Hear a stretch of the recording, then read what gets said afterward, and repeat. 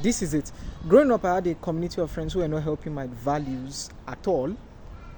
They were not helping me grow good values. And they had to go. I'm talking about a kind of friendship or relationship where you don't have a say. You just have to follow the trend. You just have to follow the instruction as they move. This is a very toxic one. You don't have a say. And if you're in this kind of relationship, I want you to read the book, The Rules of Thinking. It will help you come out of the bondage of group and team thinking. This particular group of friends had to go, and I didn't know how to chase them away, how to tell them no. Me that don't even have the boldness to stand before them and tell and make an objection to a decision. How do I finally tell them that I want to turn a positive leaf? How do I tell them that I want to make some changes in my life? It was that difficult. I was stuck in between having a good desire and seeing it come to pass because of environment. And if you're in this situation, this is exactly what I did. Not because someone told me, not because I learned it from anywhere, but because I suffered through it and you're having it now for free. Firstly, I discovered that if community is the hindrance, then community is the solution. This is what I mean.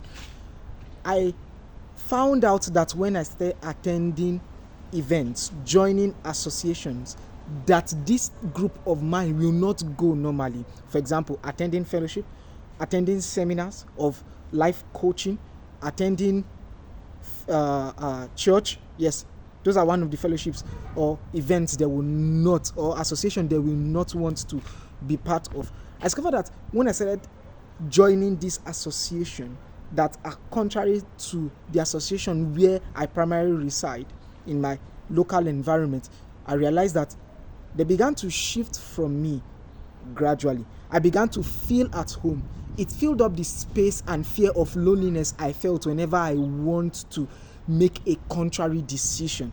It makes me feel as if I have a community of fellow thoughtful people around me. Yes, it makes me not feel lonely primarily. The second way out I discovered after so many stress and so many attempts and so many ways I've tried is that I began to change within me myself. You see, sometimes we are quick to accuse the environment and we are quick to wanting to change environment, and we do not see that we are now an atom of the environment, a masterpiece the environment has made. So if there would be a change in our lives, in as much as we want to change environment, we must change too. So even without changing environment, I began to change myself. And one of the easiest way I discovered of changing yourself, through books. Yes, books. When I began to read books, I began to see new minds, new thoughts, possibilities. I began to have visions that I could never have with these persons around. I had people I rub my mind with, just that I don't see them physically. Through books, I started experiencing change. I saw changes. I saw thought process shifting. The change I wanted to see was actually me. I just needed company to run through the process along with me, and that was community.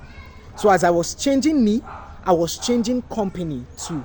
You see, if you are in a situation where you feel difficult to come out of a community, or you feel you're already far absorbed into a group of people, it is not abstaining from them. No, it is joining yourself with an opposite community and then gradually changing your mind. When you begin to change, they begin to refrain from you. You realize that they will begin to stay away from you instead of you wanting to stay away from them. Staying away from them is not the solution. Changing to watch them stay away from you is the solution. And you must build a community so that you don't feel lonely through this process. Find an opposite community. I'm somewhere in the street of Abuja and it's almost getting dark, but I have to drop this quickly.